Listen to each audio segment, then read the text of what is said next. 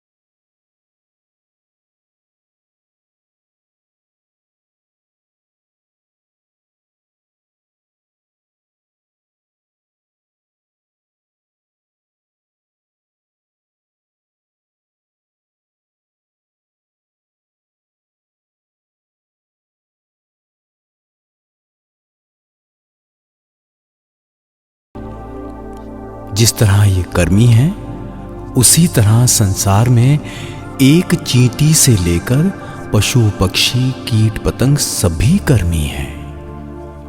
जो गंभीरता से ग्रंथ का पाठ करते हैं, निर्माण के प्रयास में स्मरण एवं मनन द्वारा गंभीर तत्वों में डूबे रहते हैं, नई नई वस्तुओं के आविष्कार में लीन हैं, वो भी महान कर्मी।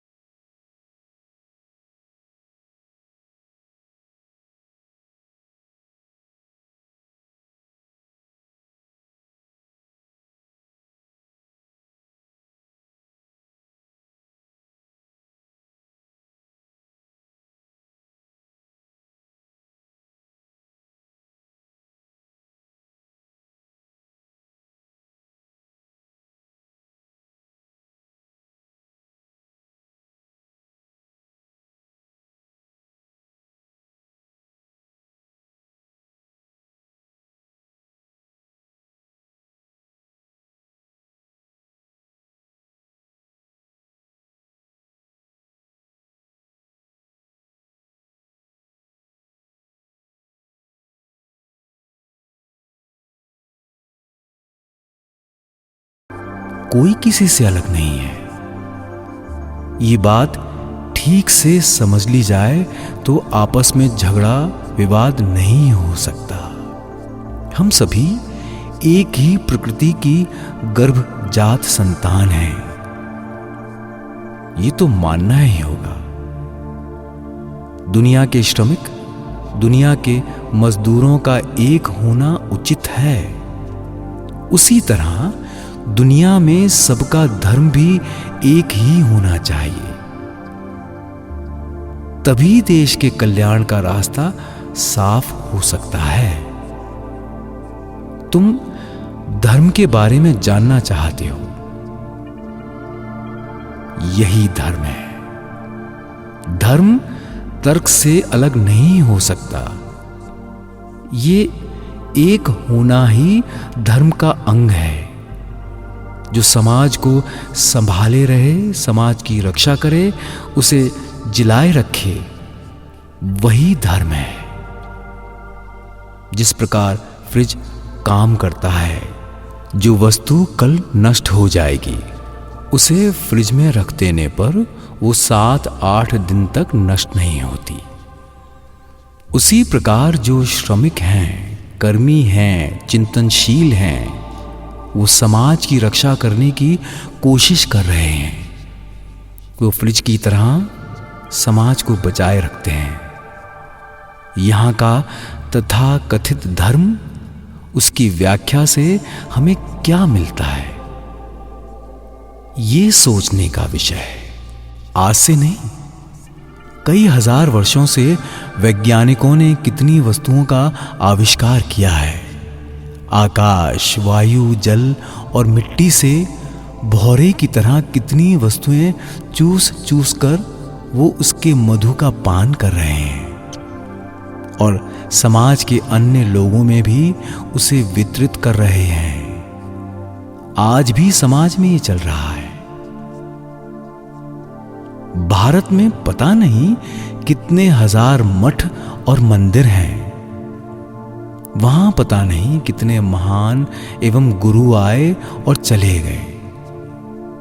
जिस कोशिश से इस संसार में कितनी ही जटिल वस्तुओं का आविष्कार हुआ है, जिस प्रयास से कितने ही असाध्य कार्यों का साधन कर एक एक वस्तु के आविष्कार द्वारा उन्होंने अगणित लोगों की भलाई के लिए अपना जीवन समर्पित किया। बता सकते हो कोई अपनी लाख कोशिशों के बावजूद इन मठ मंदिरों के किसी पत्थर या मिट्टी की मूर्ति से किसी प्रकार का मधु या प्रतिध्वनि प्राप्त कर सका है? देवी देवताओं की मूर्ति के अंदर के किसी रहस्य का उद्घाटन क्या संभव हो पाया है? हजारों वर्ष से हो रही खोजों के बीच इस गायब आवाज को ढूंढना अब तक बंद नहीं हुआ। वो द्वंद आज भी बना हुआ है, आज भी इसका समाधान नहीं हो पाया है। सब मिलकर बोलेंगे राम नारायण राम, राम नारायण राम, राम नारायण राम,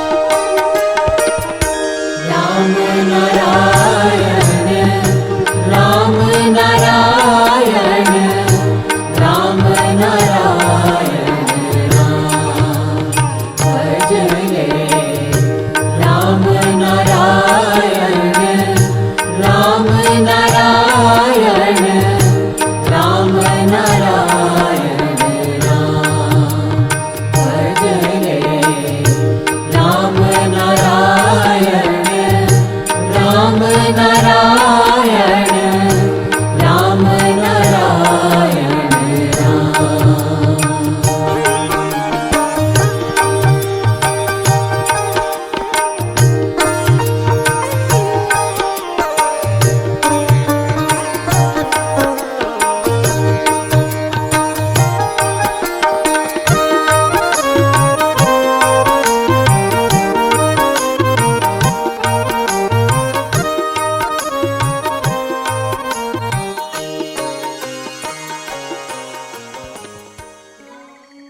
जिन्होंने रेडियो, टीवी अर्थात दूरदर्शन के यंत्रों का आविष्कार किया है, उन्होंने 30-40 वर्षों तक निरंतर अथक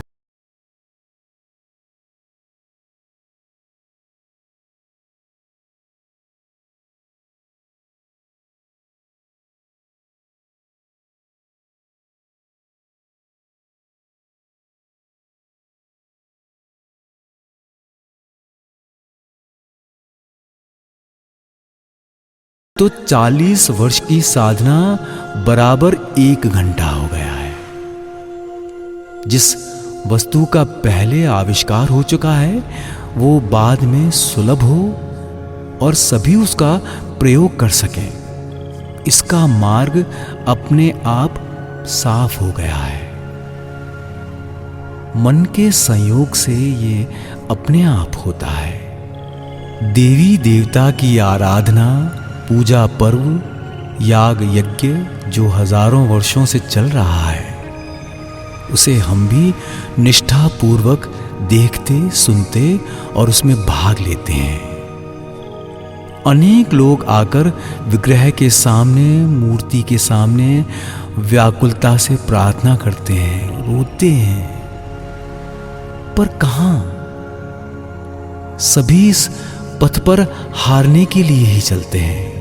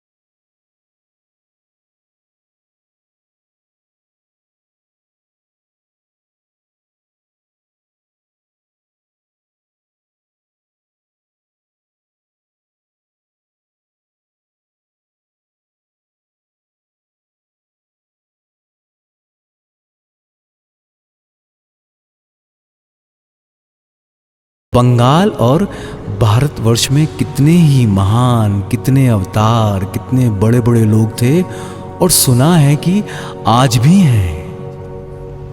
क्या वो देवी देवताओं के दर्शन के बारे में या उनसे प्राप्त जवाब के बारे में कोई आशाजनक बात कह गए हैं, जिसका सहारा लेकर बहुत से लोग परम भक्ति सहित नाम का जाप करते हुए आज भी तन्मय हो रहे।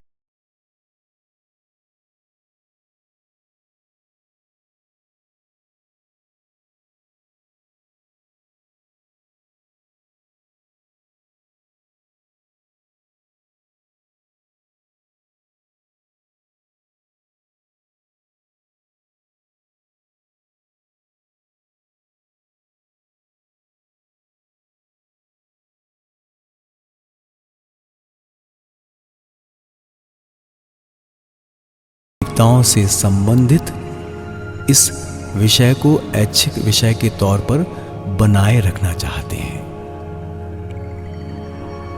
दर्शन कब मिलेगा?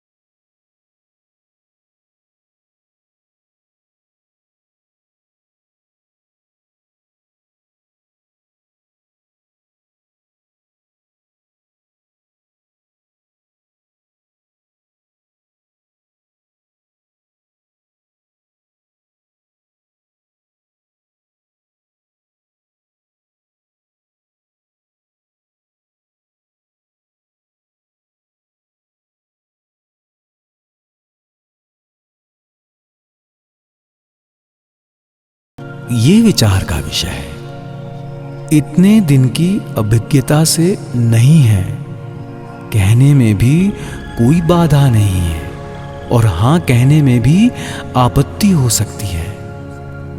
किसी का भी प्रमाण नहीं है, अतः सब कुछ प्रमाण सापेक्ष है। सृष्टि का ये विचित्र रूप, ये चंद्र, सूर्य, ग्रह, नक्षत्र, रंग, रस, वैचित्र्य से भरी ये पृथ्वी, पहाड़, पेड़, पौधे, नदी, समुद्र की ओर देखने पर क्या ये प्रश्न नहीं जागता कि ये सृष्टि किसने की?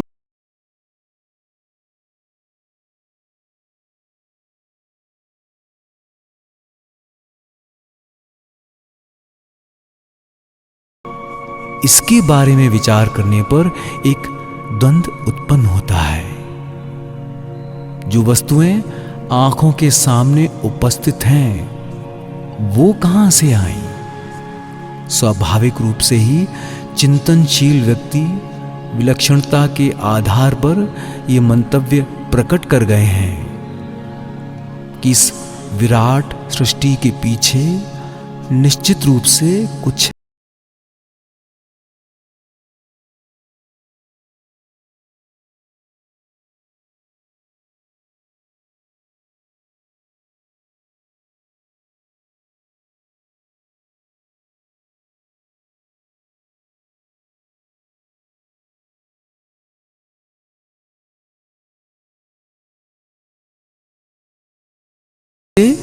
छोड़ा भी नहीं जा सकता, उड़ाया नहीं जा सकता।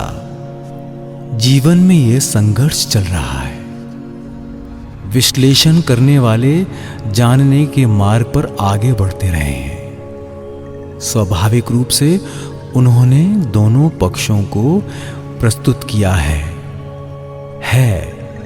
ये मानकर काम किया जाए, देखें इससे कुछ मिलता है या नहीं।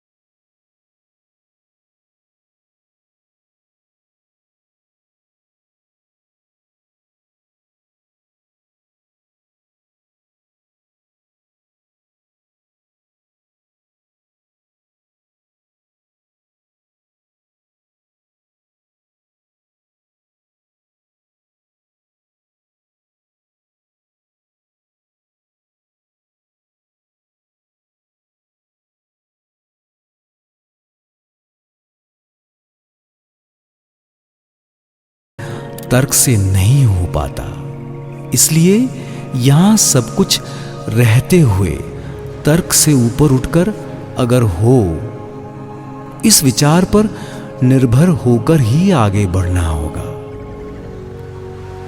यदि पर